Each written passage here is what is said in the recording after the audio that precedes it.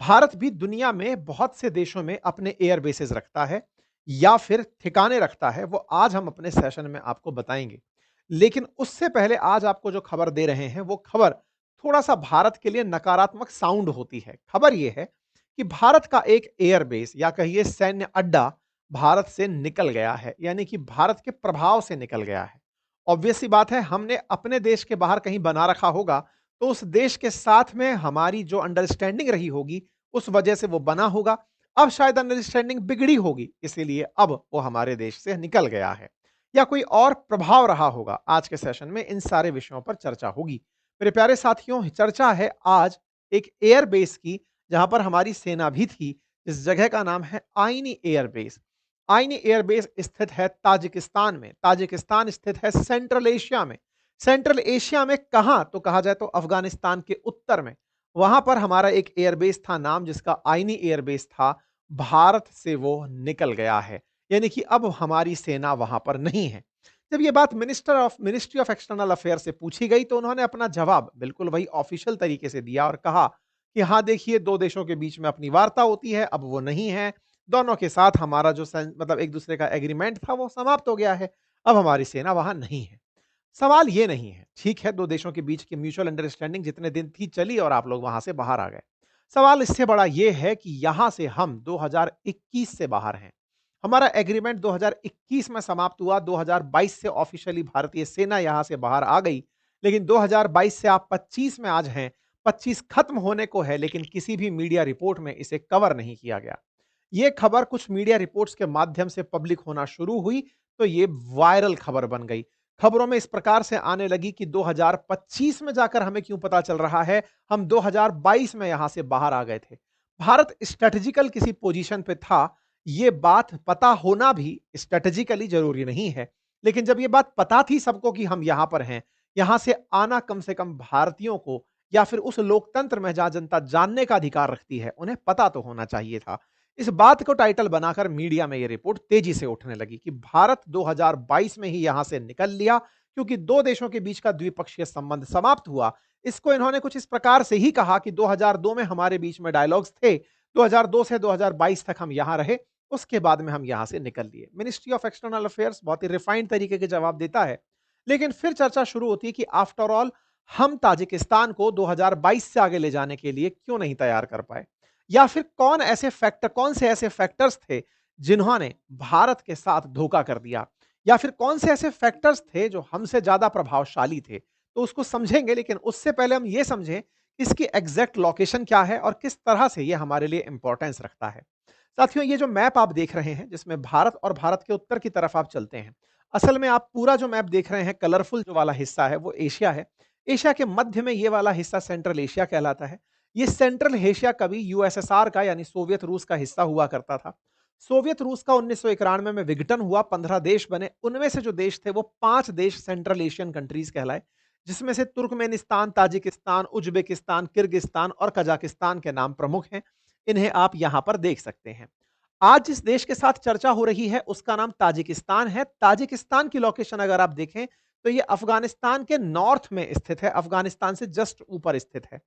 बात भारत की हो तो भारत और इसके बीच में पाक ऑक्यूपाइड कश्मीर और अफगानिस्तान का वरखान कॉरिडोर, अगर इन्हें हटा दिया जाए तो यह कहा जाए कि अगर पीओके हमारे पास होता तो ताजिकिस्तान हमसे मात्र 20-22 किलोमीटर के वरखान कॉरिडोर के बाद ही ताजिकिस्तान प्रेजेंट होता। तो कुल मिलाकर के ये जो जगह हमें दिख रही है, ये सेंट्रल एशिया की जगह है, और उस सेंट्रल एशिया में फिलहाल भारत का बेस हट गया है।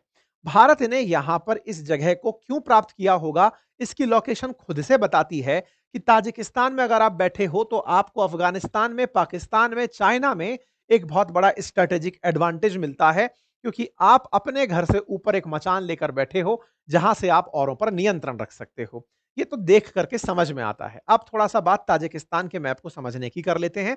यह अफगानिस्तान रहा, इसके जस्ट उत्तर में ताजिकिस्तान। ताजिकिस्तान की राजधानी दुशांबे।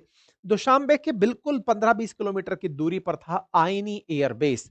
दुशांबे के साथ में अगर आप लोकेशन देखें तो ये रहा यूएसएसआर के समय का ताजिकिस्तान, जो विघटन होने पर कुछ इस प्रकार से दिखाई दिया।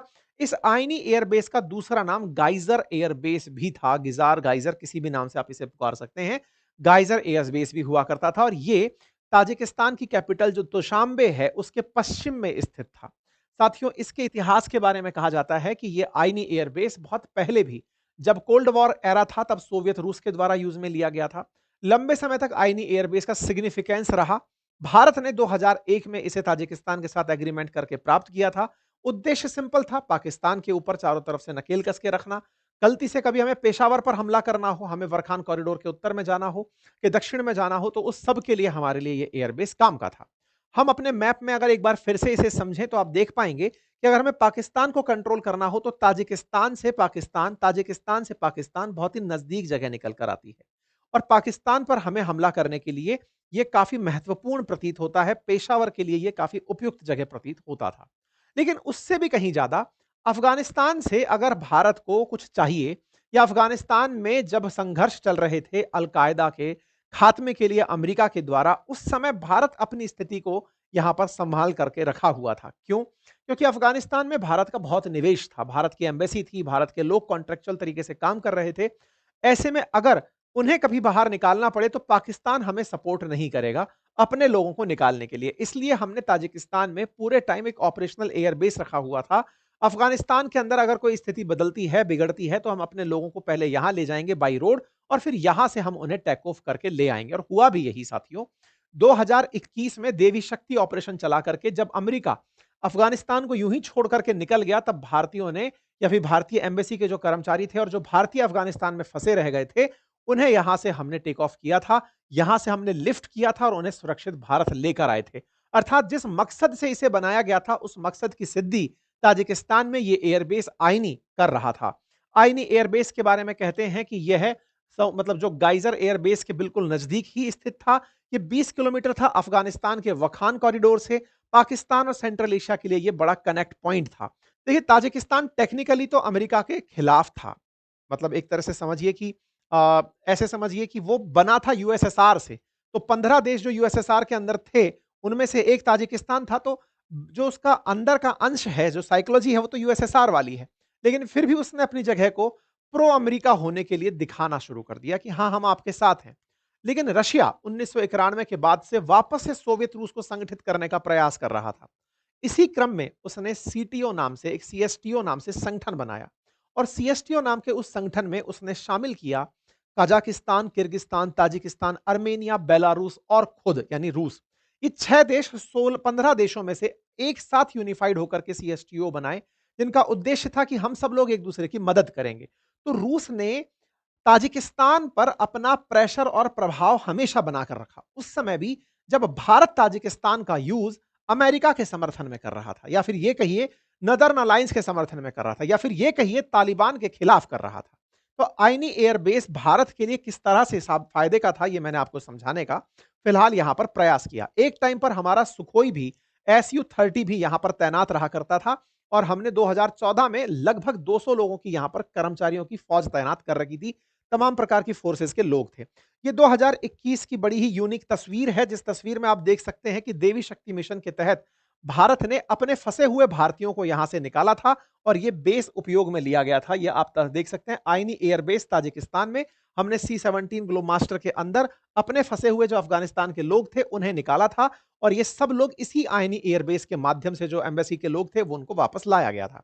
लेकिन ये एयरबेस तब से, मतलब तब तक पाकिस्तान के लिए बड़ी चिंता बना हुआ था कि भारत इसका बहुत स्ट्रेटेजिकल यूज करता है, सुखोई तैनात रखता है, ग्लोब मास्टर से लोग निकालता है, नदर्न अलायंस की यहां पर हेल्प करता है, यहां पर बड़े लीडर्स का इलाज होता है। महमूद जैसे जो लोग थे, जो कि नदर्न अलायंस के बड़े लीडर थे, उनका इलाज वहां होता था। तो इस तरह से पाकिस्तान ने इसे बड़ा ही खुद के खिलाफ लिया था। खैर, इस बात से चिड़े तो रशिया और चाइना भी बैठे थे। लेकिन 2021 में जैसे ही यहां से अमेरिका निकला, ताजिकिस्तान को फिर से सांस में सांस आई और वो नजदीक पहुंच गया रूस के। कहते हैं कि रूस ने भारत को एक दोस्ताना धोखा दिया।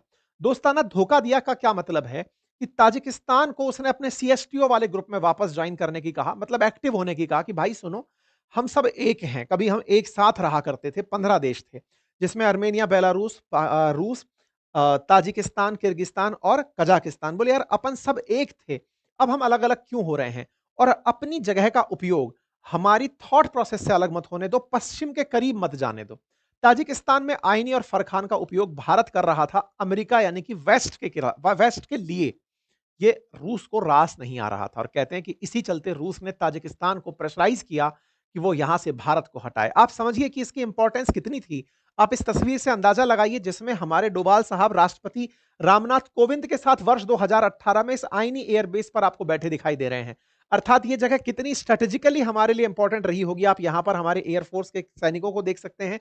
यहां पर आपको जो लोग बैठे हैं, अधिकारी, सैन्य अधिकारी जो सब प्रेजेंट हैं, या आईनी पर प्रेजेंट हमारी वो मतलब उस समय की वो है। प्रेसिडेंट ऑफ इंडिया का 2018 का ये ट्वीट भी आप देख सकते हैं।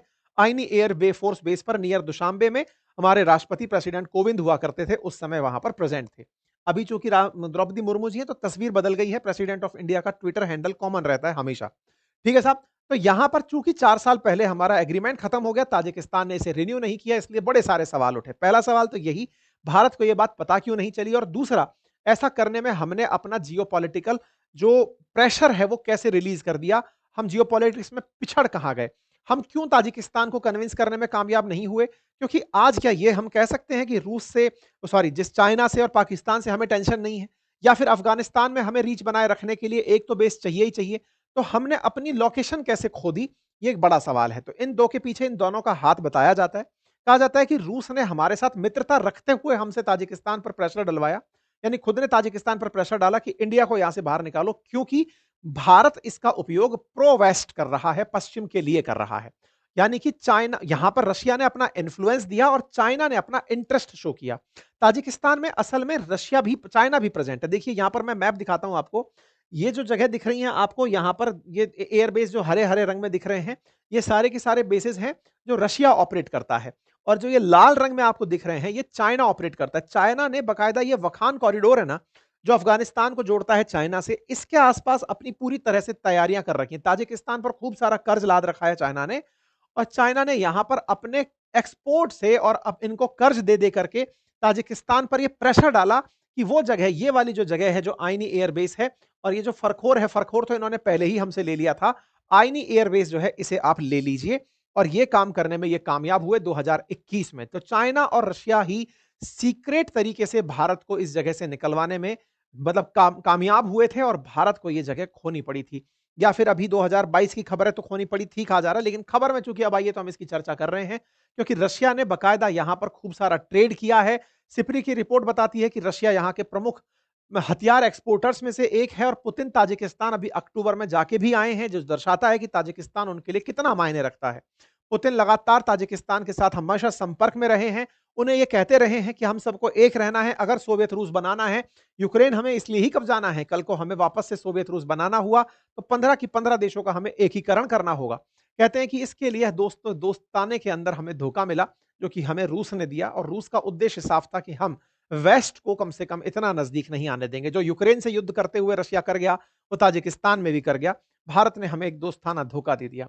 जहां तक बात हो चाइना की, तो चाइना ने यहां पर अपनी डिमांड से, अपने पैसे से, कहा जाता है कि उसने प्रभाव से इसे मोटिवेट किया कि भारत को यहां नहीं होना चाहिए, क्योंकि उसे डर था कि अगर भारत यहां रहा तो बेल्ट एंड रोड इनिशिएटिव, जो कि पाकिस्तान ऑक्यूपाइड कश्मीर से होकर निकलती है, उसके लिए एक बड़ी चिंता का कारण बन सकता है। इसलिए चाइना ने उन्हें यहां से हटाया और खुद इस रास्ते के आसपास, वरखान कॉरिडोर के आसपास, वखान कॉरिडोर के आसपास अपने गुप्त सैन्य ठिकाने बनाने शुरू कर दिए।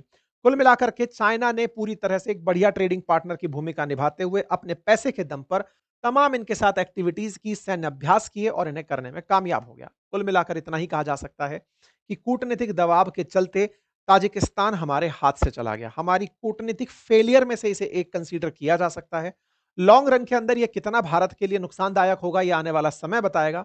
बस हाँ, एक एडवांटेज फिलहाल के लिए यह कहा जा सकता है, चूंकि यह अफगानिस्तान के उत्तर में था और इन दिनों हमने डिप्लोमेटिक तरीके से जिस तालिबान के खिलाफ इस आईनी का उपयोग किया था, अब हम उस तालिबान के साथ ही हैं।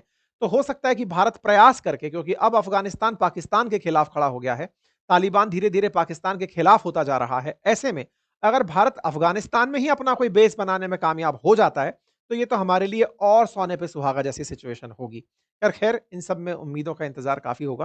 फिलहाल के लिए आने वाले समय में जैसा भी रिएक्शन होगा आप तक जरूर लेकर आएंगे। फिलहाल के लिए इतना ही। जानकारी अगर आपको पसंद आई हो तो साथियों से अवश्य साझा करें, लेकिन एक चीज अतिरिक्त रूप से जान लें कि भारत के भी basis Bhutan, Madagascar, Oman, Mauritius, Seychelles में हैं, जो कि भारत के बाहर भारत के ठिकानों को दर्शाते हैं।